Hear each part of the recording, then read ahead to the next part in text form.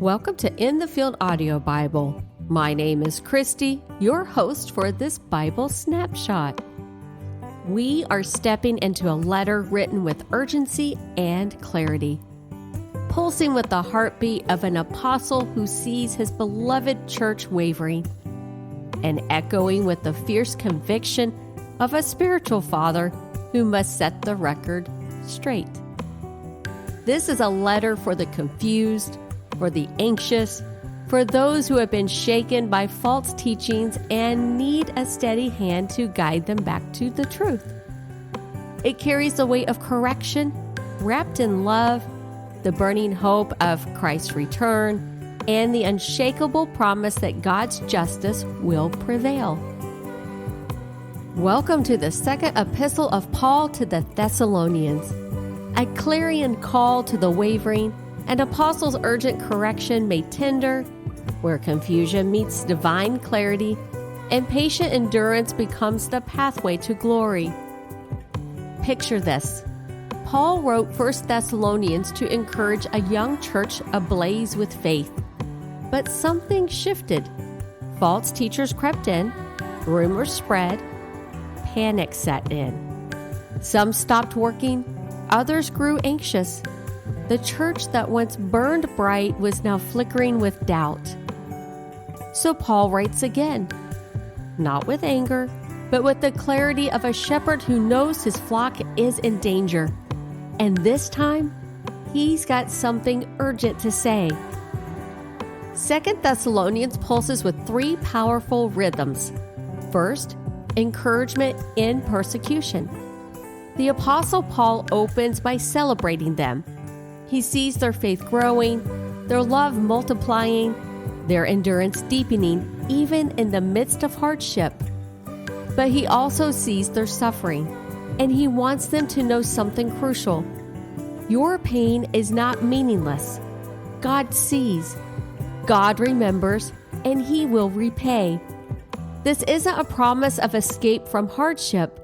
It's a promise of justice, of vindication, of a God who will make all things right.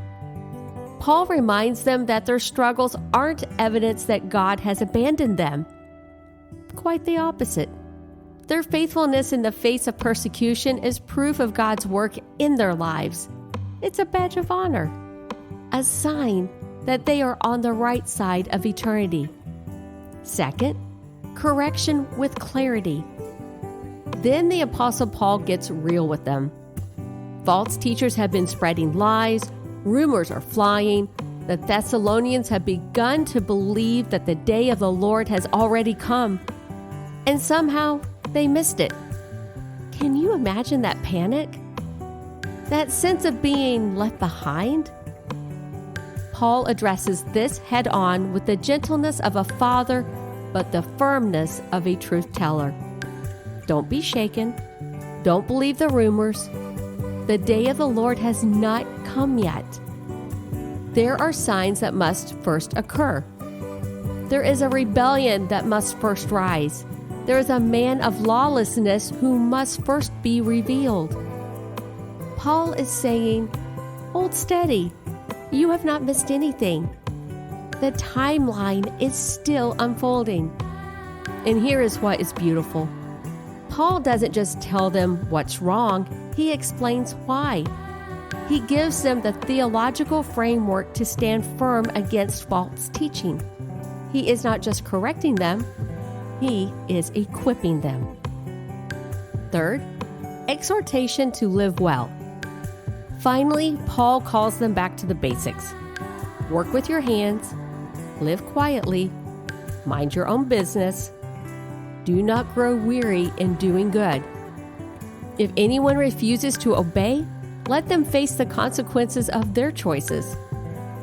This is love expressed through accountability. This is a shepherd calling his flock back to the pasture. Because here's the thing. When we are confused about the future, we tend to abandon the present. We stop working. We stop serving. We stop showing up for the people around us. Paul is saying, no, keep living, keep working, keep loving. The best response to confusion is not paralysis. It's faithfulness in the everyday. 2 Thessalonians is more than correction. It's pastoral care wrapped in truth. It's what happens when doctrine meets devotion, when theology gets wrapped in tenderness. This young church had everything against them: false teachings, confusion about the future, anxiety about what was coming. Yet Paul doesn't abandon them. He meets them right where they are, steadies their minds, and points them back to what's true. And here's what strikes me most about this letter. Paul doesn't minimize their struggles. He doesn't say, "Oh, don't worry about the false teachers, just ignore them." No, he takes them seriously. He addresses them directly. He validates their confusion while simultaneously calling them to clarity. That is the mark of a true shepherd.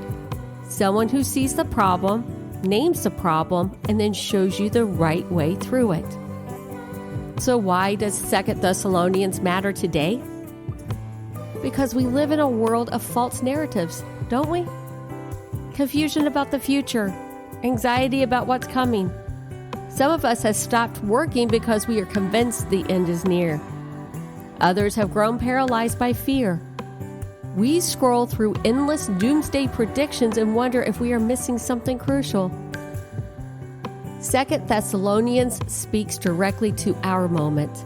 It says, don't panic. Don't believe every rumor. Don't abandon your responsibilities. Hold steady. Endure. Trust that God's justice will prevail. It is a letter for anyone who has been shaken by false teachings, overwhelmed by world events, or tempted to give up on faithful living. So whether you're wrestling with anxiety about the future, struggling to stay faithful in hard times, or simply seeking clarity in a confusing world, don't skip 2 Thessalonians. Paul's correction will steady your mind. His vision of God's justice will ignite your hope. And his call to faithful living may just be the anchor your weary soul needs. Intrigued and want to hear more? Tap the like button, hit subscribe, and tell us in the comments, what does it mean to you that God will ultimately bring justice? How does that truth change how you live today? And for deeper insight and thoughtful reflection, visit inthefieldAudioBible.com, your companion for scriptural analysis and discovery. And until we meet again, may your heart be steady in His truth, your steps guided by His voice, and your soul refreshed in His unfailing love. This is In the Field Audio Bible, where we listen to the Bible one chapter at a time.